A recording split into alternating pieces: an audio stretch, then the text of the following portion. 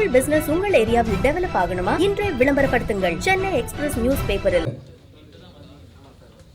தமிழர்களின் ஒரு மதிப்பையும் நன்மதிப்பையும் பெற்ற மதிப்பிற்குரிய அண்ணன் செல்வகுமார் அவர்களால் ஒருங்கிணைக்கப்பட்ட உலக தமிழ் வம்சாவழி அமைப்பின் தலைவராகவும் இந்த எடிசன் விருதுகளை வழங்கி தமிழ்நாட்டில் இருக்கின்ற மிகச்சிறந்த கலைஞர்களை, அது திரைத்துறை, எல்லா துறைகளிலும் இருப்பவர்களை உலகத் தமிழர்களுக்கு அடையாளம் காட்டி அவர்களை ஊக்குவித்து அவர்களை தட்டி கொடுத்து அவருடைய வளர்ச்சியில் தானும் மகிழ்ச்சி அடைகின்ற ஒரு அற்புதமான மனிதர் அண்ணன் செல்வகுமார் அவர்கள்.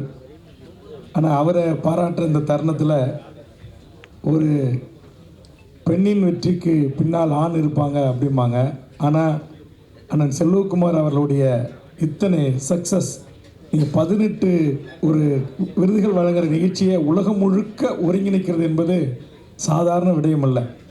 அவங்களுக்கு பாஸ்போர்ட்டு, அவங்களுக்கு விசா, அவங்களுக்கு தங்கிறதுக்கான அறை, அவங்களுக்கான வாகனம், அவங்களை அழைச்சிட்டு வர்றதுக்கான விமான நிலையத்துக்கு ஆட்கள் அனுப்புவது, இதையெல்லாம் செய்து மிகச்சிறப்பாக அந்த நிகழ்ச்சியை வெற்றிகரமான நிகழ்ச்சியாக மாற்றுவதில் அவருடைய வாழ்க்கை இணையர் செல்வகுமாருடைய வாழ்க்கை இணையர் அன்றைக்கி இந்த நேரத்தில் என்னுடைய பாராட்டுக்கள், வாழ்த்துக்கள். இங்கே நான் ஆனால் நேரம் இல்லை, சில மனவிட்டு சில விஷயங்கள் பேசலாம், அவ்வளோ செய்திகள் இருக்குது. முதல்ல அண்ணன் ராதாரவி அவர்களுக்கு நான் என்னுடைய நெஞ்சார்ந்த நன்றியை சொல்லணும். நான் 89 பாட்டாளி மக்கள் கட்சி தொடங்கலை. அப்போ திமுக திராவிட இயக்கத்தில் எங்கள் குடும்பம் இருக்குது. ஒரு குறிஞ்சிப்பாடி ஒன்றியத்தினுடைய தேர்தல், ஒன்றிய செயலாளர் தேர்தல் அண்ணா அறிவாலயத்தில் நடக்குது. அப்போ அங்கே அந்த சாலையே ஸ்தம்பித்து ஒரு பெரிய ஒரு கலவர பூமியாக இருக்குது. அப்போ நாங்கள் அங்கே எங்களுடைய மண்ணிலிருந்து அண்ணன் வீடு பின்னாடி, அந்நிய தேனாம்பட்டில் அண்ணன் வீடு. நான் அன்றைக்கி 19 வயது ஒரு மாணவர் பருவன், திராவிட இயக்கத்தினுடைய ஒரு மாணவர் பருவ இளைஞன். என்னுடைய நண்பர் ஒருத்தர் கமருதீன்னு சொல்லி குள்ளஞ்சாவடி, அவருடைய சிஸ்டர் அண்ணன் ராதாரவியினுடைய ரைட் ஹேண்ட் மாதிரி இருப்பார், ஒரு அப்துல்லான்னு நினைக்கிற பேர், நான் அப்துல்லா.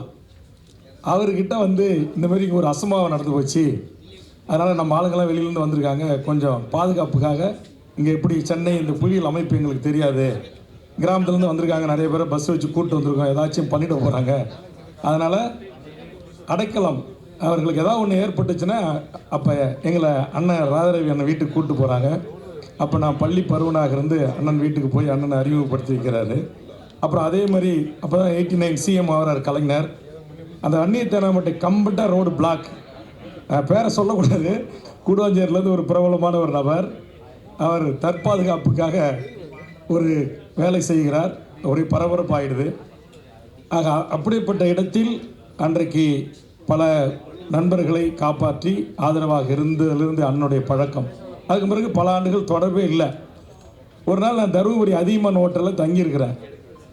திடீர்னு அண்ணன் அங்கே ஏதாவது நிகழ்ச்சிக்கு வந்தவங்க வேல்முருகன் இருக்காருன்னு சொன்ன உடனே திடீர்னு அறையை திறந்துட்டு உள்ளே வந்துட்டாங்க, பெட்ரூம் வரைக்கும் வந்துட்டாங்க. திடீர்னு பார்த்தா எனக்கு ஒரே அதிர்ச்சி.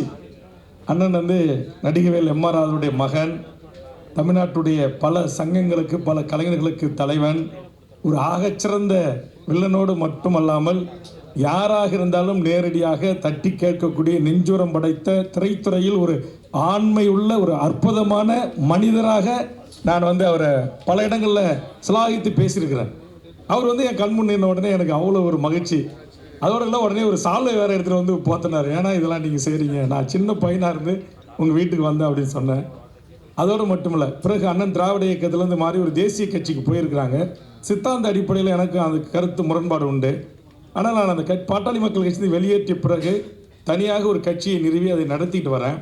முதலில் என்னுடைய திறமையை அல்லது என்னுடைய தலைமை பண்புகளை கண்டறிந்து பத்திரிகையாளர் சந்திப்பில் வேல்முருகன் ஒருத்தர், அப்பி இப்படி தான் சொன்னார், வேல்முருகன் ஒருத்தர் இருக்கிறான், இப்பயும் எங்கள் தம்பிங்க எல்லாம் ஐடிவிங்கில் பல மில்லியன் அதை பார்த்துருக்காங்க. வேல்முருகன் ஒருத்தர் இருக்கிறான் தமிழ்நாட்டில், அவனுக்கு மட்டும் சரியான நேரம் வாய்ப்பு கிடைச்சதுன்னா அவன் எங்கேயோ போயிடும் அப்படின்னார். பாரதிய ஜனதா என்கிற ஒரு சித்தாந்த எதிரி, அந்த கட்சியை நான் கடுமையாக விமர்சனம் பண்ணிக்கிட்டு இருக்கேன். அந்த கட்சியில் சேர்ந்த ஒரு திரைப்படத்துறையினுடைய ஆளுமை முதலில் பத்திரிகையாளர் சந்திப்பில் என்னை அங்கீகரித்த ஒரு திரைத்துறையை சார்ந்த ஒருவர் என்றால் அது என் மதிப்பிற்குரிய அண்ணன் ராதாரவி தான். எனக்கு நிறைய பேர் திரைத்துறையில் இருக்கிறாங்க, நண்பர்கள் இருக்காங்க. ஆனால் அவங்களாம் வந்து ஒரு அரசியல்வாதி எப்படி பாராட்டி பேசுறது, அவருடைய திறமையை எப்படி வெளி உலகத்துக்கு சொல்கிறது அப்படின்னு சொல்ல மாட்டாங்க. ஏன்னா நான் வந்து சின்ன வயசுலேருந்து அவ்வளோ அச்சீவ் பண்ணியிருக்கேன். அது வந்து எங்கள் அருமை நண்பர் ஜான் சொன்னது போல் இன்றைக்கி மாவட்டத்துக்கு ஒரு மெடிக்கல் காலேஜ், நான் 2001 சட்டப்பேரவை உறுப்பினரான பிறகு அரசுக்கு ஆலோசனை சொல்லி அதை அச்சீவ் பண்ணது. மாவட்டத்துக்கு ஒரு பொறியியல் கல்லூரி, அது நான் அச்சீவ் பண்ணது. மழைநீர் சேகரிப்பு திட்டம், அது போன்ற லாட்டரி தடை சட்டம், இதுமாரி அடுக்கிக்கிட்டே போகலாம். ஆனால் அது பேசு பொருளாக மாறலை. அதுக்கான எல்லா புகழையும் ஆட்சியாளர்கள் எடுத்துக்கொண்டார்கள். ஆனால் அதற்கான மைய கருவாக இருந்தவன் நான். அதையெல்லாம் இன்றைய தலைவர்கள், இன்றைய திரை பிரபலங்கள் அப்படி சொல்லி பாராட்ட மாட்டாங்க. அப்படி பாராட்டினவர் அண்ணன் ராதாரவி அவர்கள். நான் தேர்தலை முடிச்சுட்டு நேற்று முன்தினம் ஒரு வெளி மாநிலத்துக்கு குடும்பத்தோடு நான் பயணமானேன்.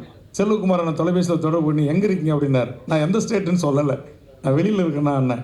இல்லை, இந்த மாதிரி நிகழ்ச்சி இருக்குது, அவசியம் நீங்கள் வரணும் அப்படின்னார்.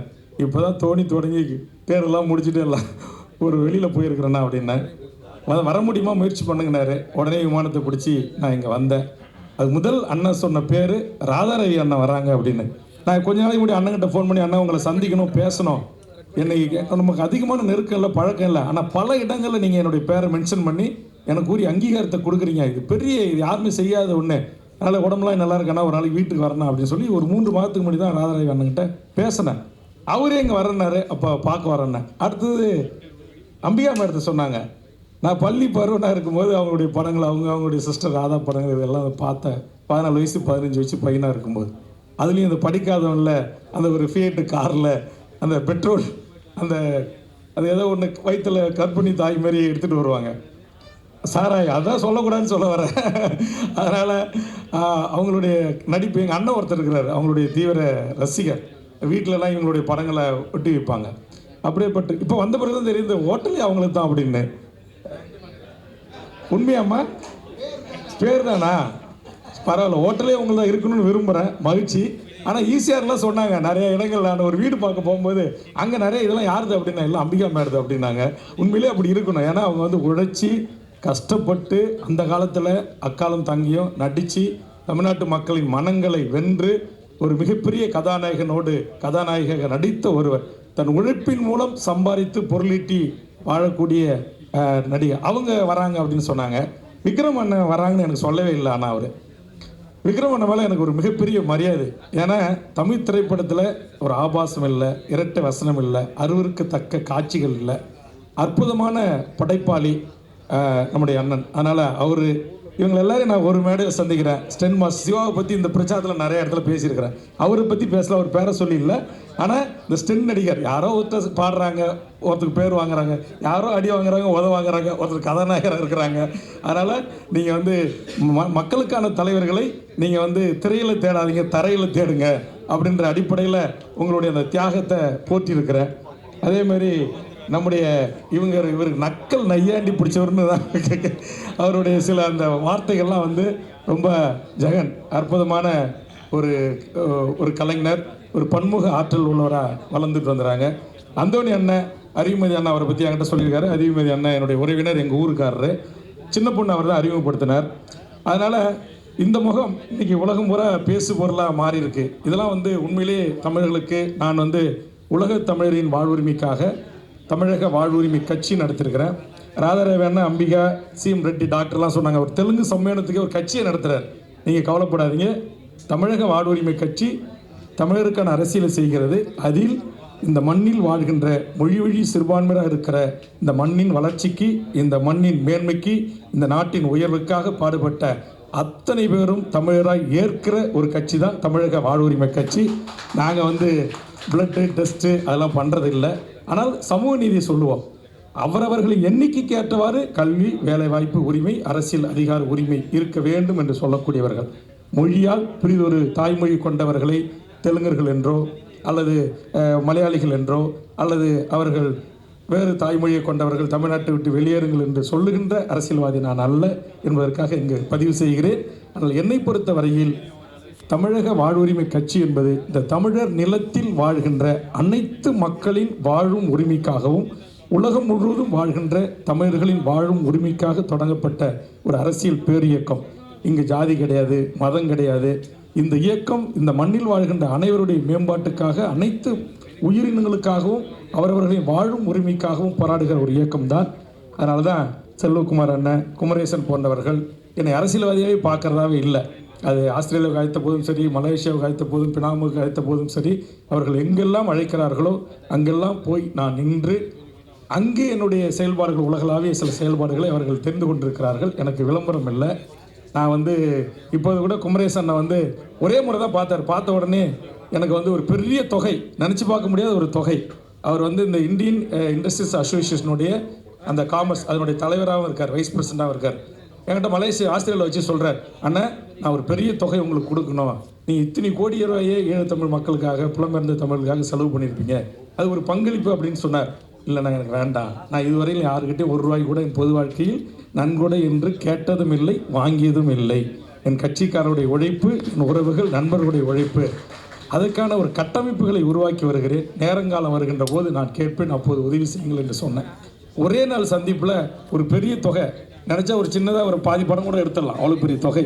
அதனால் நான் செல்வகுமார் அண்ணன் கூட சொன்னாங்க, நமக்கு நிறைய கான்ட்ராக்ட்ஸ் இருக்குது, அதை ஹெல்ப் தேவை சட்டமன்ற தேர்தலுக்கு அப்படின்னாங்க. இல்லைண்ணா நான் சமாளிச்சிடுறேன் அப்படின்னா. எதற்காக இதை சொல்லுகிறேன் என்று சொன்னால், இன்றைக்கி எல்லாருடைய பேர் போய் கெடுத்துக்கிறது என்னென்னா, இங்கே எவ்வளோ நட்பாக இருப்போம். இந்த நட்பு ஏற்பட்ட உடனே அப்புறம் ஏதாவது ஒரு 2 நாள் கழிச்சு 10 நாள் கழிச்சு ஒரு ஃபோன் பண்ணி ரொம்ப கஷ்டப்படுறேன், ஏதாவது கொஞ்சம் ஹெல்ப் பண்ணுறேன், அதில் தான் முரண் வரும். இந்த நட்பு முரண் எங்கே வருது அப்படின்னா, இந்த கொடுக்கல் வாங்கலில் தான் வரும். கொடுத்தா ஒரு நேரம் நல்லவன், கொடுத்து உதவி பண்ணிட்டு திருப்பி கேட்டால் கெட்டவன். ஆக இதனால தான் நான் நண்பர்கள்ட்டையும் வைத்துக்கொள்வதில்லை, பொதுமக்கள்கிட்டையும் வைத்துக்கொள்வதில்லை, வணிக நிறுவனங்களிடத்திலும் அப்படி எதையும் வைத்துக்கொள்வதில்லை, குறிப்பாக அந்த கார்ப்பரேட் பெரும் முதலாளிகள். அதனால் பெப்சி கோக் நிறுவனம் கங்கை கொண்டானில் தண்ணியை உறிஞ்சி விற்றாங்க. தாமிரபரணி தமிழ்நாட்டிலே தொடங்கி தமிழ்நாட்டிலே முடிகிற ஆறு. அதை எதிர்த்து மிகப்பெரிய போராட்டம் பண்ணி அம்மையார் ஜெயலலிதா போகக்கூடாதுன்னு என்ன சொன்னாங்க. மீறி போனேன். அப்புறம் அவங்களுக்கு தான் தெரியுமே, நான் சொல்கிறத கேட்காம மீறி போறியான்னு சொல்லி எனக்கு ஃபயரிங் ஆர்டர் கொடுத்து லட்டி சார்ஜ். நியூஸ் சேனலில் கூட பார்த்தீங்கன்னா தெரியும், அப்படி ரத்தம் ஆறாக ஓடும். எனக்கு அன்றைக்கி விழுந்த அடி தான் முதுகெலும்பு, இன்னும் அதிக நேரம் உட்கார முடியாது. பிஸ்னஸ் கிளாஸை பற்றி ஜான் சொன்னார் நண்பர். பிஸ்னஸ் கிளாஸ் பணம் இருக்குன்றது பிஸ்னஸ் கிளாஸ் இல்லை. எனக்கு காவல்துறையினுடைய தடியடியில் எனக்கு முதுகெலும்பு அந்த ஃபைனல் கார்டு பாதிக்கப்பட்டது. அதனால் நான் அதிக நேரம் உட்கார முடியாது. அதனால தான் கடனை வாங்கியாச்சு பிஸ்னஸ் கிளாஸில் போய் அந்த நிகழ்ச்சி, தமிழுக்கான அந்த நிகழ்ச்சியில் பங்கெடுக்கணும் அப்படின்றது என்னுடைய விருப்பம். அதனால் அந்த தண்ணியை உறிஞ்சி இது பண்ணும்போது அப்புறம் ஹைகோர்ட்டுக்கு அதே பொதுநல வழக்காக போட்டு இன்றைக்கி அதை நாங்கள் ஸ்டே பண்ணிட்டோம். அது பன்னாட்டு நிறுவனம். அந்த நிறுவனம் என்கிட்ட தமிழ்நாட்டிலேருந்து அரசியல்வாதி மூலமாக பல கோடிகள் பேசினாங்க. அதேமாதிரி கத்தி படம், லைக்கா ப்ரொடக்ஷன், இனப்படுகொலையாளன் அவருடைய பங்குதாரர் என்பதற்காக தடுத்து நிறுத்தினேன். இன்றைய தமிழ்நாட்டின் முதல்வர் வேட்பாளராக முன்னிறுத்தப்பட்டிருக்கின்ற விஜய், அவருடைய மேலாளர், காஸ்மோபாலிட்டன் கிளப்புக்கு அவர் சொன்னார், ஒரு பெரிய தொகையை உங்களுக்கு நன்கொடையாக தரோம், உங்கள் கட்சியினுடைய அத்தனை ஆஃபீஸ் பேரருக்கும் வாகனங்கள் வாங்கி தரோம் அப்படின்னாங்க. இதுவரையிலும் யாரிடத்திலும் எதற்காகவும் ஒரு ரூபாய் கூட லஞ்சமோ கமிஷனோ கையூட்டு பெறாத ஒரு அரசியல்வாதியாக என்னை நெஞ்சை நிமிர்த்தி நான் சொல்லக்கூடிய தகுதி படைத்தவன் என்பதனால்தான் செல்வகுமார் அண்ணன் பல இடங்களில் என்னை கொண்டு போய் அறிமுகப்படுத்துகிறார். இது போன்ற பொது நிகழ்ச்சிகளில் கலந்து கொள்கிற வாய்ப்பை தருகிறார். அவருக்கும் அவருடைய தலைவர், துணைத் தலைவர் உள்ளிட்டவர்களுக்கும் அருமை நண்பர் ஜான், அவர் வேலை செய்கிறது மாற்றணிக்கு தான். ஆனால் அவர் என்னுடைய உழைப்பை அங்கீகரித்து பல பத்திரிகை நண்பர்கள் இடத்தில் இப்படி போன்றவர்களெல்லாம் இருக்கிறார்கள், இவர்களையெல்லாம் நாம் ஊடகம் தர்மத்தோடு ஆதரிக்க வேண்டும் என்று சொல்லக்கூடிய நல்ல மனங்கள். அதனால் அங்கே ஸ்டெண்ட் மாஸ்டரில் தொடங்கி நான் கதாநாயகியாக பார்த்து வியந்து பாராட்டிய மேடம் அம்பிகா மேடம் அவர்கள், அவருடைய சிஸ்டர் ராதா மேடம், அதுமாதிரி சிம்கா ரெட்டி சார், அவர் கட்சி ஆரம்பிச்சதுலேருந்து அவருடைய கிளினிக் நடவடிக்கைகள் எனக்கு தெரியும். ஒரு புகழ்பெற்ற பெரிய மருத்துவமனை, பெரிய செல்வந்தர்.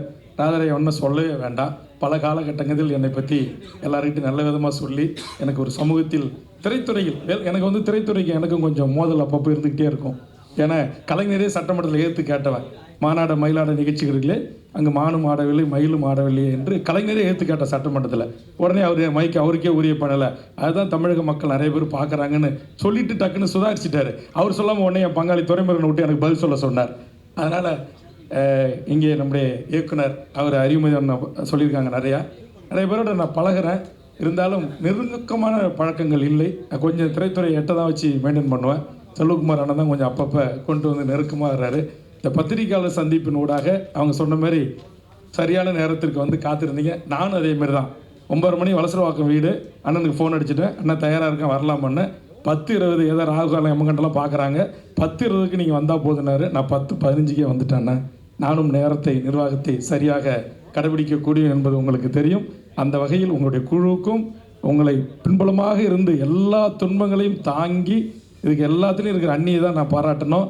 ஏன்னா நீங்கள் நல்லா கோட் செட் போட்டு வந்து மேடையில் பேசிடுறீங்க, ஆனால் பாவம் அவங்க பின்னாடி இருந்து ஒவ்வொரு வெளிநாட்டு பயணங்களில் நான் முன்னாடியே சொன்ன மாதிரி தான் இத்தனை அதை பார்க்கும்போது அந்த நீங்கள் போட்டிங்களா அந்த விஷுவல், இத்தனை கதாநாயகிகள் இவ்வளோ பெரிய ஆளுமைகளை வர வச்சு, அது சில பேர்லாம் வந்து ஏசி ஒர்க் ஆகலை, இல்லை கொஞ்சம் லிஃப்ட்டு 2 படி ஏறி போகணும் அப்படின்னா கோச்சிப்பாங்க. இவங்களை எல்லாரையும் சரி பண்ணி இத்தனை நாடுகளுக்கு, இப்போ கூட ஜப்பானில் வேற அடுத்த மாநாட்டை அறிவிச்சிருக்கிறீங்க. ஆனால் எல்லாரையும் எல்லா நாட்டுக்கும் அழைச்சி அந்த விசா ப்ராசஸ் எல்லாத்தையும் பண்ணி எல்லா நாட்டு தூதர்களோட ஒரு நட்பு பாராட்டி அந்தந்த மாநில முதலமைச்சர்கள் பிரைம் மினிஸ்டர்களோட ஒரு நல்ல நட்பை உருவாக்கி தமிழ்நாடு அரசு எந்த அரசாக இருந்தாலும் அவர்களோட ஒரு கான்ட்ரவர்சி இல்லாமல் இந்த விருதுகளை வழங்கி இவர்களை கௌரவித்து அடுத்தடுத்த தலைமுறையை உருவாக்குவதற்கு ஊக்கமளிக்கின்ற உங்களுடைய மகத்தான பணிக்கு என்னுடைய வாழ்த்துக்களையும் பாராட்டுகளையும் சொல்லி, இயக்குனர் விக்ரம் சார், நீங்கள் நல்லா நீண்ட நெடிய ஆயுளோட வாழணும். எல்லாருமே மேடையில் இருக்கிறவங்க, குறிப்பாக உங்கள் மகனை பற்றி சொன்னீங்க. நீங்கள் தமிழ் திரையுலகத்திற்கு, தமிழ் சமூகத்திற்கு, தமிழ்நாட்டிற்கு, திரைத்துறைக்கு நல்லதையே நினைத்து நல்லதையே செய்த ஒரு அற்புதமான இயக்குனர் உங்கள் மகன். நீங்கள் விரும்பியது போல் ஒரு மகத்தான ஒரு கலைஞனாக, நடிகனாக வருவார். இயற்கை உங்களுக்கு தோள் கொடுத்து துணை நிற்கும் என்பதை இந்த நேரத்தில் தெரிவித்து, வருகை தந்த அனைத்து பத்திரிகை ஊடக நண்பர்களுக்கும், இங்கே வருகிறேன் என்ற செய்தி அறிந்து மே தினத்தில் கொடியேற்று வந்து என்னோடு வந்த நம் கட்சியினுடைய நிர்வாகிகள், அத்தனை ஆளுமைகள், பத்திரிகை ஊடக நண்பர்கள் சிறப்பாக வந்த உடனே என்னை எல்லா மேனேஜர்லேருந்து ஜிஎம்லேருந்து எல்லாரும் வரவேற்றாங்க. சரி, அம்பிகா ஹோட்டல் மேடம் இருக்கு, மேடம் வந்திருக்காங்க, மேடம் தான் ஏதோ வேல்முருகன் வராரு, எம்எல்ஏ கொஞ்சம் பொலிட்டிக்கல் லீடர் வராரு, ரிசீவ் பண்ணுங்கன்னு சொல்லியிருப்பாரு, அதனால் இத்தனை பேர் ஓடி வராங்கன்னு நினச்சேன். இல்லை அவங்க சொல்லாமே இங்கே ஒரு புரட்டக்கலா ஒரு மறுமொழியாக வரவேற்ற அத்தனை ஊழியர்களுக்கும் நண்பர்களுக்கும் எப்போதும் நான் நெருக்கமாக இருக்கிற எனதருமை பத்திரிகை ஊடக நண்பர்களுக்கும் மூத்த திரைத்துறையை கவர் செய்கின்ற பத்திரிகை ஆளுமைகளுக்கும் என் நெஞ்சார்ந்த நன்றியை கூறி நிறைவு செய்கிறேன். நன்றி, வணக்கம். கிளாசிஃபைட் ஆட்ஸ், டிஸ்ப்ளே ஆட்ஸ், சிறிய விளம்பரம் முதல் பெரிய விளம்பரம் வரை அனைத்து கடைகளிலும் வீடுகளிலும் இலவசமாக டிஸ்ட்ரிபியூஷன் செய்து தரப்படும். சென்னை எக்ஸ்பிரஸ் நியூஸ் பேப்பரில் always your neighbourhood news paper.